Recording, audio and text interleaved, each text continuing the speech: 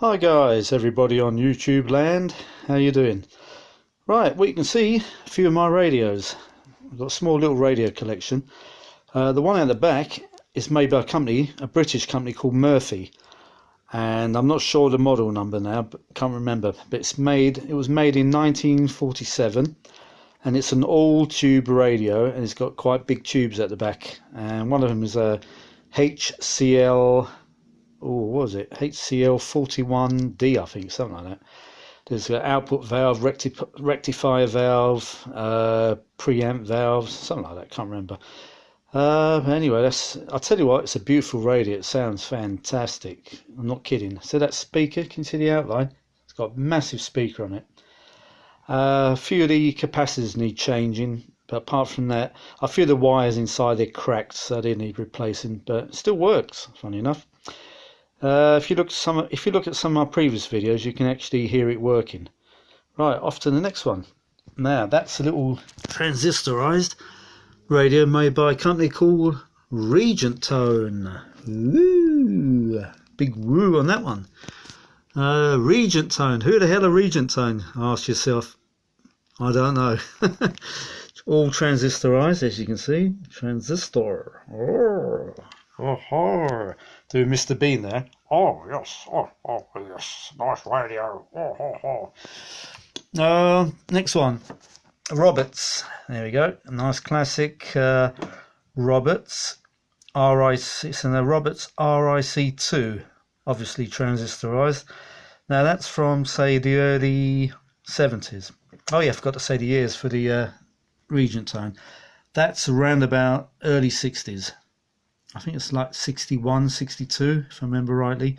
If Graham from Radio Crunch is watching this, he's probably got one. So I know you've got a massive radio collection there, Graham.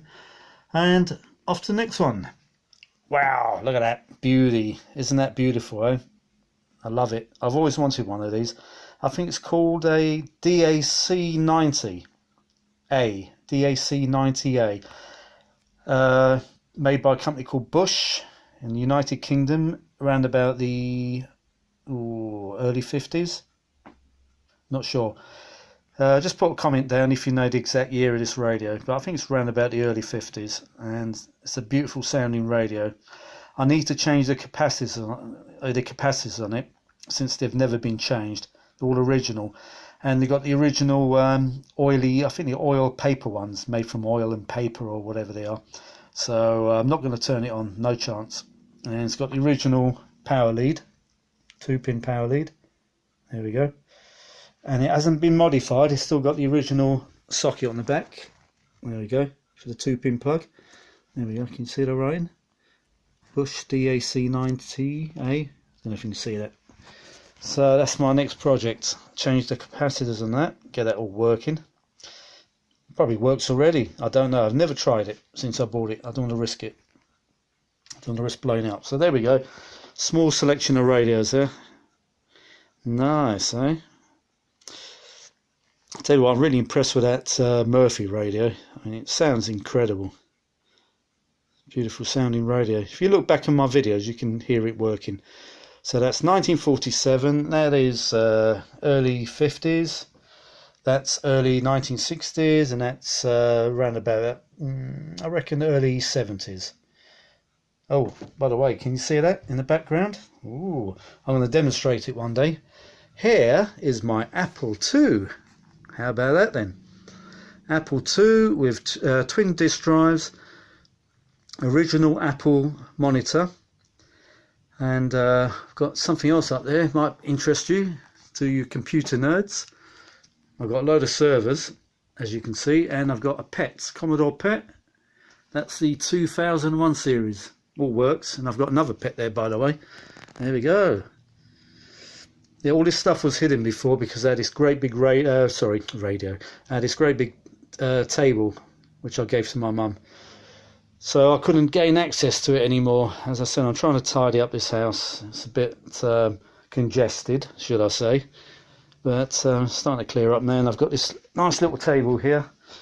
That was in the kitchen. That was my workbench. So I'm going to get another small table to replace this table so I can do my audio restorations. So this is just my dining room table now. It's big enough for me. I only live here by myself, live here alone, so there we go. What else? That's it. Right, so there we go. Yeah, so I'll just show you this Apple again. Apple II monitor. That was the second Apple, sorry, get it right. That's the second computer Apple ever made. Obviously the Apple I is worth a bomb, probably a couple of million. And I don't think many people have got an Apple I. But this was the Apple II Euro Plus, I think it is. Yep. And it still works. Well, it was working last time I used it. So there we go, an Apple II. And there's no, it doesn't work like Windows. It's all DOS. It's all command line instructions. Yeah, so I'll demonstrate. I'll turn it on one day when my power returns, because I've got no power here at the moment, and I can't reroute any more cables because I've got cables all over the place at the moment. They're all over the floor here. Let me show you what I've got. I've rerouted some of the cabling from the kitchen, and that goes under the sofa over to the TV set. So I've got the TV working at least. I've got it all in covered in gaffer tape. Damn shoes, get out of the way. So there we go. I just thought to show you some of these lovely radios. Alright guys, hope you enjoyed it. Just a short one, but I'll demonstrate the Apple II one day when I get my power back, once the whole house is back to normal. Harvey can't talk today, by the way. Oh boy, too many antidepressants, I think. That's what it problem is. So there we go. So that'll be a bit of a day for me when I first power it on again, because the last time I powered this on was probably about 2 years ago. So hopefully it should still work, but knowing Apple, it probably will work. Sure, it'll be fine. Right, I'm going, and I shall see you all later. Ciao, ciao, bye for now.